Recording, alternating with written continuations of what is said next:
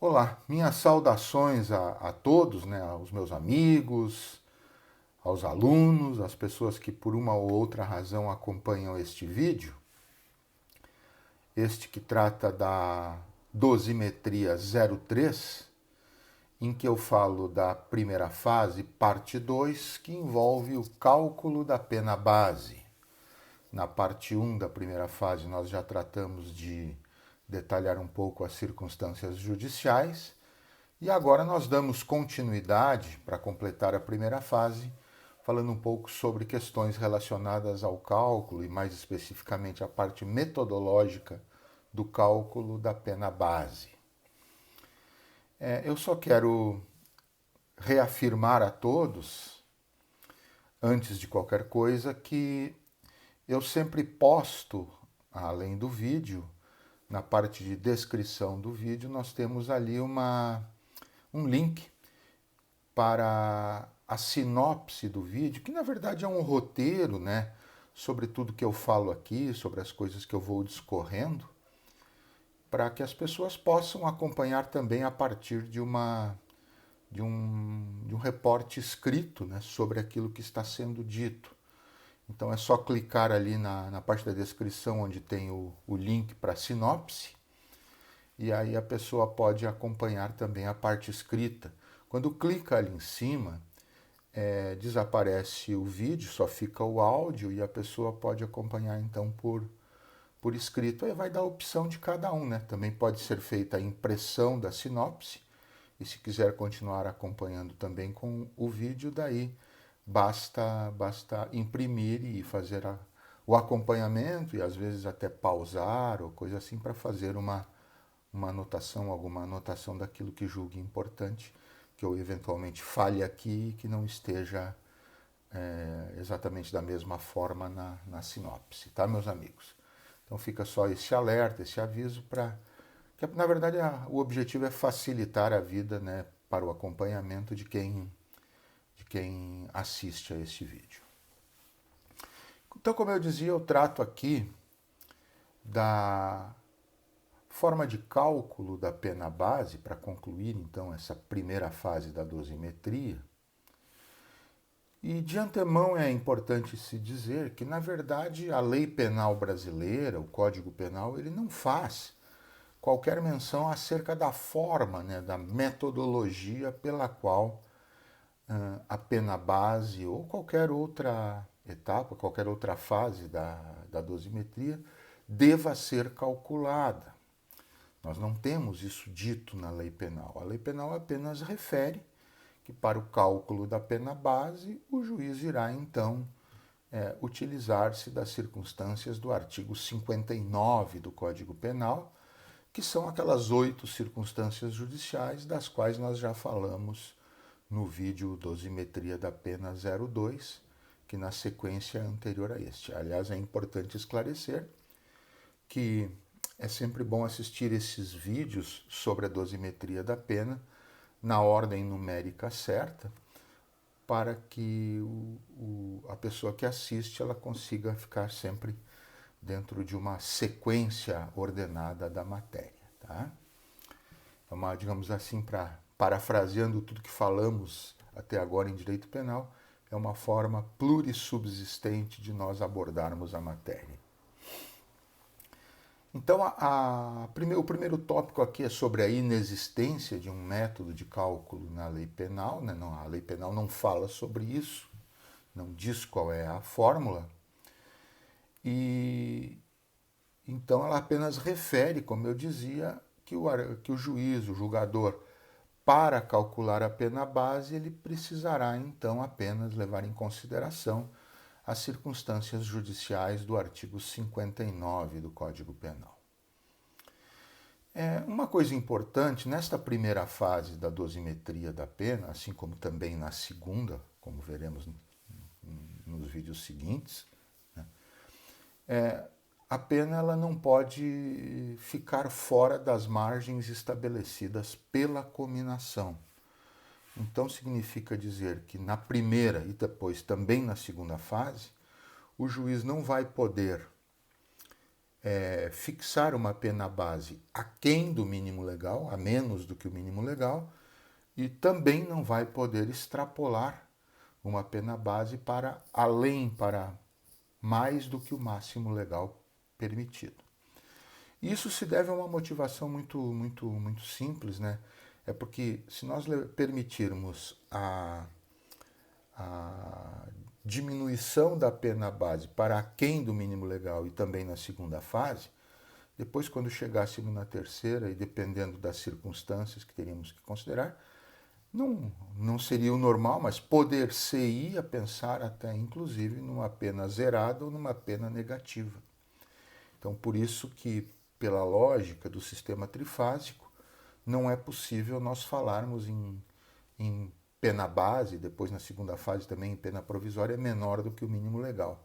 E para manter a devida coerência, então também não se permite que na primeira e na segunda fase a pena máxima a pena base e a pena provisória, ela possam também ir além do máximo legal.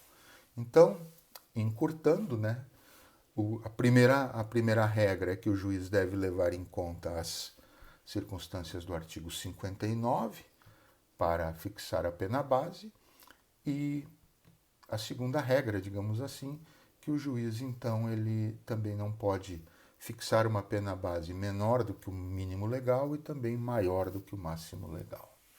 Tá? Um outro aspecto importante é que, nesse contexto da pena base, o objetivo sempre que o julgador deve ter é o de manter-se dentro de uma linha de coerência, fazendo, ou melhor dizendo, estabelecendo uma relação de proporcionalidade entre a avaliação que ele faz das circunstâncias judiciais do artigo 59 e aquela quantificação matemática, então, que ele atribui à pena base. Deve haver uma espécie de consonância, né? Uma convergência com aquilo que foi avaliado em relação às circunstâncias judiciais, para se buscar, na medida do possível, uma linha de proporcionalidade. E como é que isso funciona? Como é que esta coerência entre a avaliação e a conclusão matemática da pena base vai se delinear?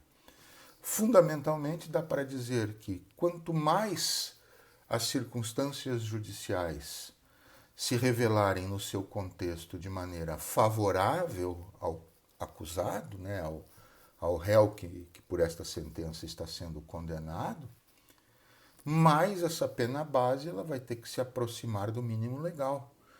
Né? E se a integralidade das circunstâncias forem favoráveis, tiverem uma linha de favorabilidade ao réu, então ela terá que ser, por uma questão de lógica, por uma questão de proporcionalidade,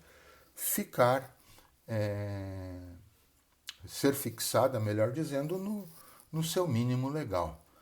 Quando elas forem medianamente favoráveis ou medianamente desfavoráveis ao réu, então temos que ficar mais ou menos numa linha intermediária, mais ou menos pelo meio do elastério, que vem a ser a diferença, né, entre a pena mínima e a pena máxima.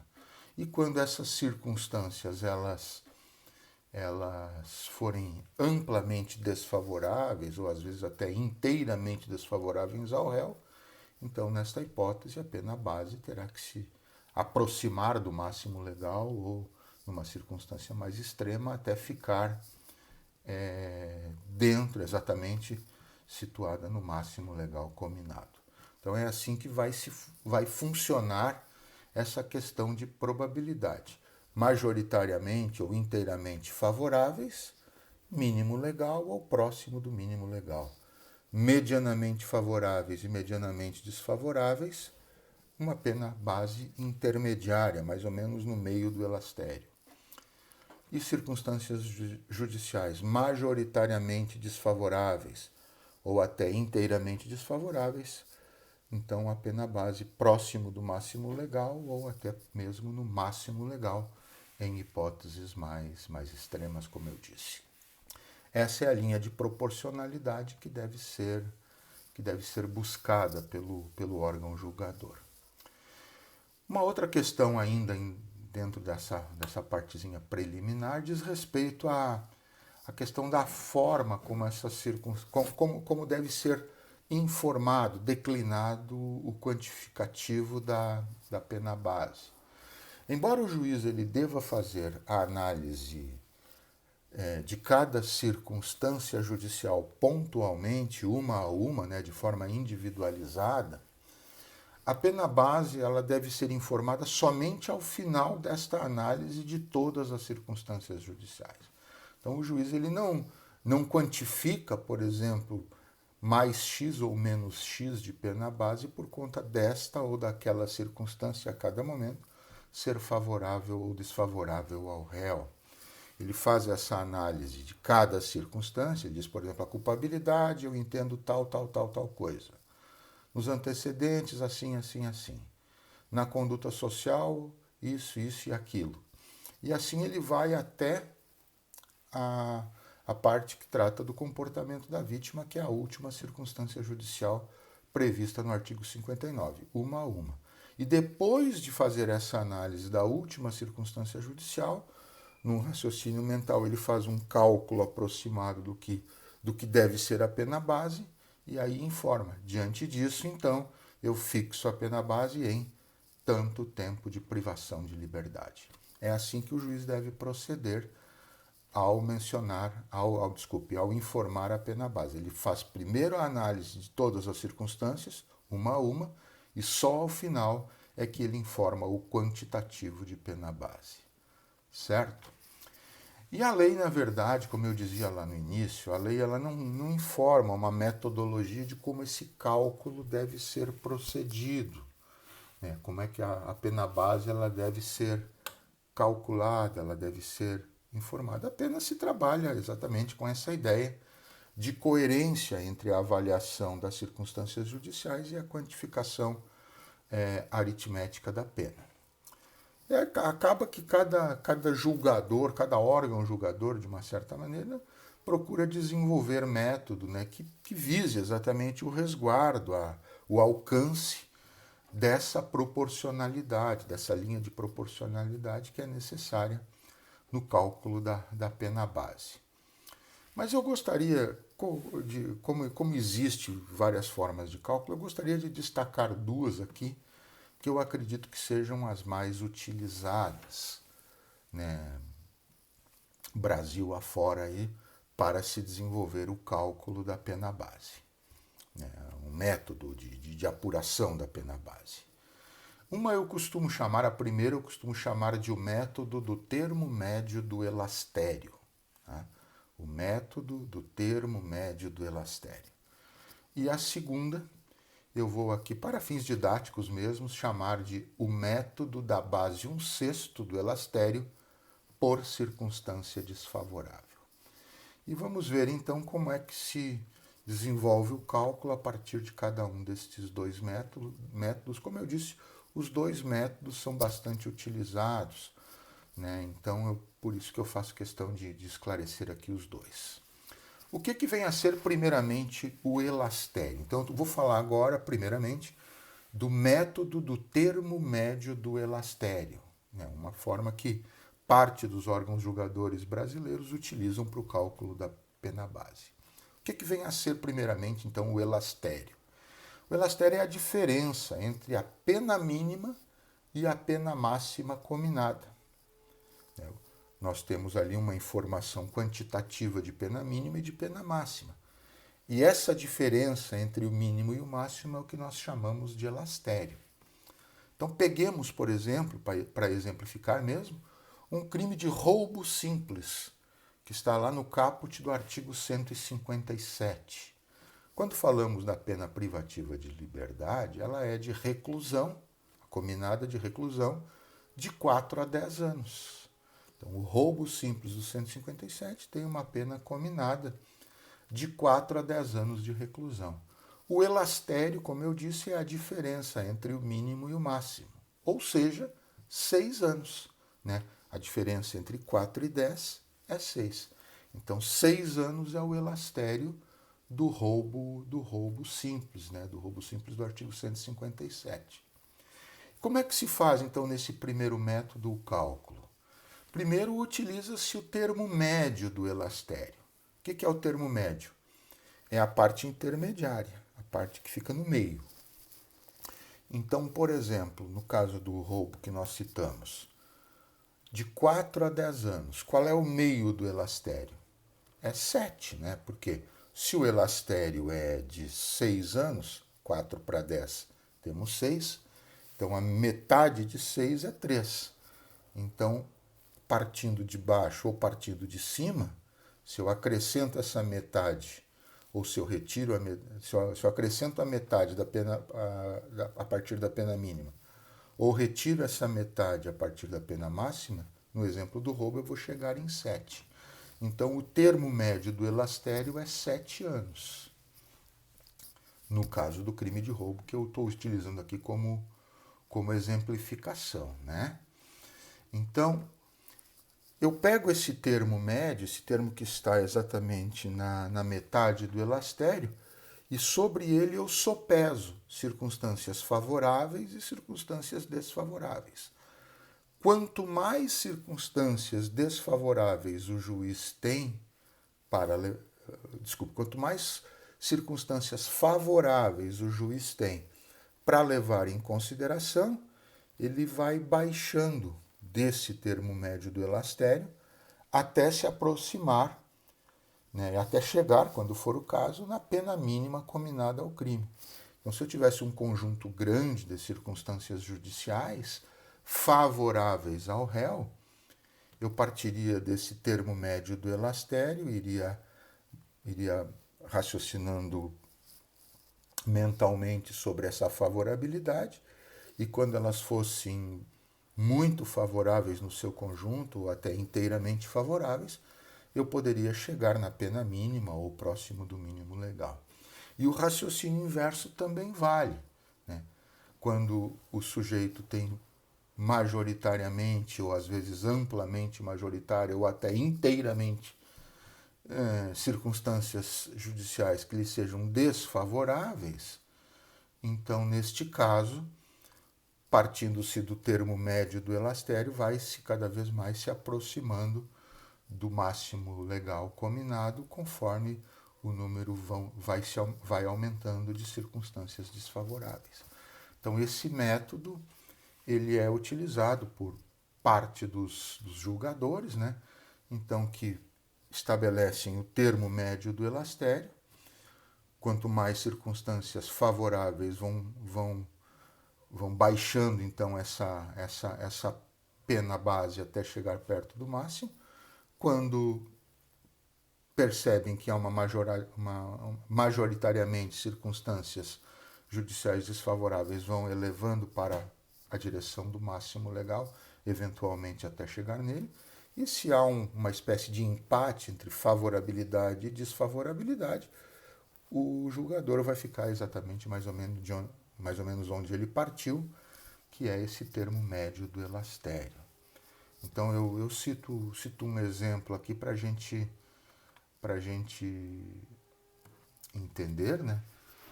Vamos imaginar que o juiz se depare partindo do termo médio do elastério, tem 4 circunstâncias judiciais desfavoráveis e 4 favoráveis. Ele vai ficar no termo médio, por quê? Porque a balança pesa igual para os dois lados. Se ele tem 6 circunstâncias favoráveis e 2 desfavoráveis, a balança vai pender para a pena mínima. Por quê? Porque elas majoritariamente estão direcionadas para favorecer o réu, e favorecer o réu significa, neste caso, fixar a pena no mínimo ou próximo do mínimo legal. Se for o oposto, se eu tiver 6 circunstâncias judiciais desfavoráveis e 2 favoráveis, o raciocínio é o inverso. A pena base ela vai tender na direção do máximo legal, na mesma proporção do volume de circunstâncias desfavoráveis.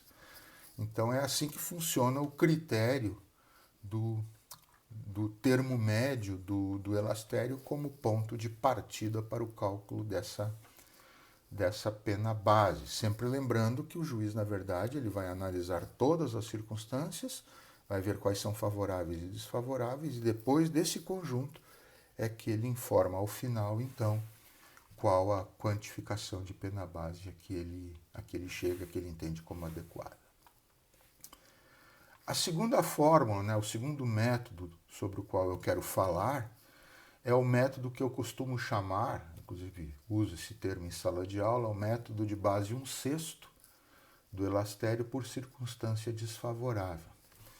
Por este critério, por este método, o juiz ele não parte do termo médio do elastério, ele parte da pena mínima. E para cada circunstância judicial, no contexto da avaliação que ele fez, para cada circunstância judicial que ele entenda como desfavorável ao réu, ele vai acrescentando 1/6 do elastério. Então imaginemos naquele exemplo do roubo que nós citamos agora há pouco.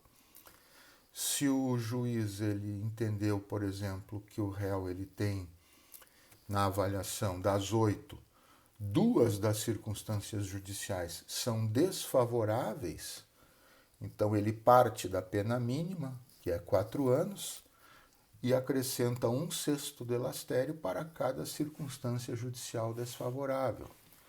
Como o elastério tem 6 anos, 1/6 corresponde a 1 ano. Como ele tem 2 circunstâncias judiciais desfavoráveis, então sobre esses 4 anos ele joga mais 2/6, mais 1 ano para uma circunstância, 1 ano para outra, e chegaria nesse exemplo então a 6 anos de pena base diante da existência de 2 circunstâncias judiciais desfavoráveis. Então esse é o método que outros órgãos julgadores usam para tentar chegar numa determinada razoabilidade em termos de coerência, em termos de proporcionalidade da pena, considerando-se as circunstâncias judiciais e a avaliação dessas circunstâncias feitas pelo órgão julgador. Então aqui eu até fiz, por exemplo, uma tabelinha levando em consideração o crime de roubo. Né? Então eu boto aqui no exemplo do roubo, pena cominada de 4 a 10 anos de reclusão. É só o exemplo do roubo. Cada crime envolve você fazer a análise do elastério e dividir esse elastério por 6 para cada circunstância judicial daí desfavorável, partindo do mínimo legal, você somar 1/6 do elastério. Mas essa soma ela é feita só mentalmente, por quê? Porque o valor final, o valor da pena base, ele é só informado ao final. O juiz não vai dizer para tal circunstância judicial mais 1/6, para outra mais 1/6, etc, etc. Não, ele vai dizer quais são as que ele considera desfavorável e por quê, e vai dizer, bom, levando em consideração o método, então eu parto da pena mínima e chego a tanto de pena base por conta do número de circunstâncias judiciais desfavoráveis. Então, no exemplo do roubo que nós tomamos aqui para ilustrar a nossa explicação, né? A pena cominada ao roubo ela é de 4 a 10 anos de reclusão. Então, nós temos um elastério de 6 anos. 1/6 desse elastério é 1 ano. Então, fica mais ou menos assim. Num roubo em que eu não tenha circunstância judicial desfavorável, 0 circunstância desfavorável, a pena base será a própria pena mínima de 4 anos. Se eu tiver um roubo com uma circunstância judicial desfavorável, a pena mínima mais 1/6 do elastério, eu chego em 5 anos. Com 2 circunstâncias judiciais desfavoráveis, 6 anos. Com 3 circunstâncias judiciais desfavoráveis, 7 anos.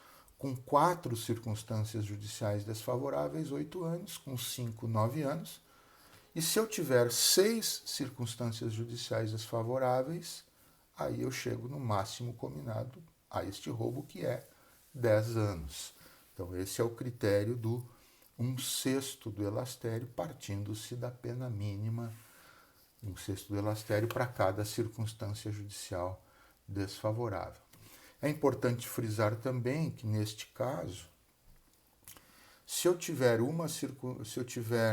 3 circunstâncias judiciais desfavoráveis e uma favorável, a ideia é que uma favorável, não circunstância neutra, que é aquela que fica dentro da normalidade, mas aquela circunstância favorável, aquela que quebra a normalidade em favor do réu, e eu tiver 3, por exemplo, circunstâncias judiciais desfavoráveis, então eu tenho 3 desfavoráveis e uma favorável, uma favorável anula uma desfavorável e eu ficaria, então, para a pena base, a considerar 2 circunstâncias judiciais desfavoráveis, nesse exemplo citado. Então, a ideia é que o que se leva em consideração para a obtenção da pena base é a diferença exatamente entre circunstâncias desfavoráveis e favoráveis, né? E para esse fim, não gerando impactação, não gerando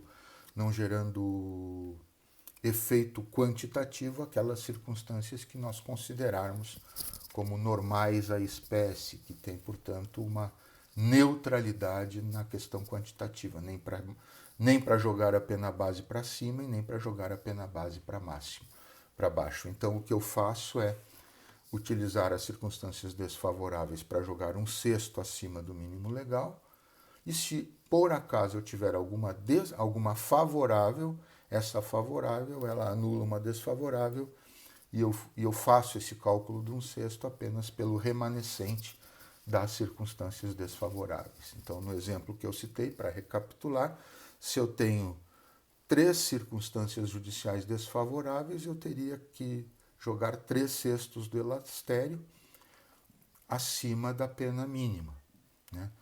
Mas se eu tiver uma circunstância favorável, eu anulo uma destas desfavoráveis e ficaria apenas com 2/6, né? 2/6 é a mesma coisa que 1/3. Então eu acrescentaria esses 2/6 ou 1/3 do elastério sobre a pena mínima para aí ter a minha pena base. É uma forma muito razoável, digamos assim, de nós construirmos um raciocínio de proporcionalidade. Como eu disse antes, é sempre o objetivo do julgador ao fixar a pena base. Certo, meus caros? Então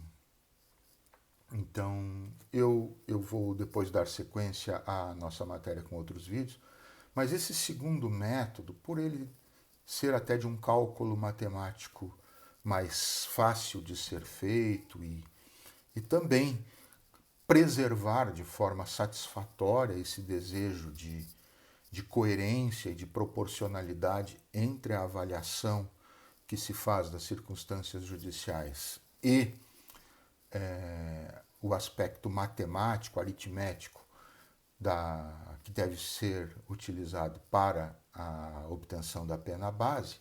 Então, eu vou manter em relação a estes métodos a preferência pelo segundo, né, pela utilização, então, do 1/6 do elastério por circunstância desfavorável, partindo-se da pena mínima, né, e aí sobre cada circunstância desfavorável, gerando mais 1/6 do elastério até, eventualmente, numa circunstância mais extrema, como eu disse, nós chegarmos aí ao máximo da pena se nós tivermos 6 das 8 circunstâncias judiciais desfavoráveis ao acusado que neste momento está sendo condenado através da nossa decisão.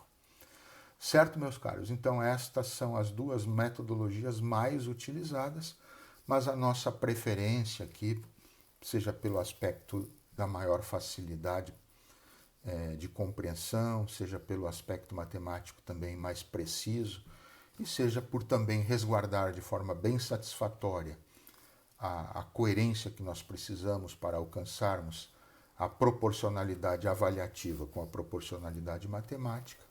Então essa segunda metodologia é aquela que nós vamos preferencialmente utilizar nas nossas aulas e para quem eventualmente também acompanha estes vídeos que eu tenho gravado e postado e disponibilizado para todos. Certo, meus caros? Até o próximo vídeo. Nos próximos vídeos, penso eu que serão 4 vídeos sobre a segunda fase da dosimetria, né? Eu vou falar num sobre as circunstâncias agravantes, no outro sobre a reincidência especificamente, que tem um conceito técnico bem necessário de ser esmiuçado. Vou falar sobre as atenuantes e depois vou falar também sobre uma metodologia de cálculo da pena provisória. Então acredito que eu vá desdobrar a segunda fase da dosimetria em 4 vídeos, tá? Nesta primeira fase nós fizemos 2 vídeos, um para explicar as circunstâncias judiciais e outro para explicar esse que nós estamos falando agora, para explicar a metodologia de cálculo. E depois, na segunda fase, eu imagino que nós faremos o desdobramento dela em 4 vídeos explicativos também. Tá certo, meus amigos? Então, até o próximo vídeo. Um abraço a todos.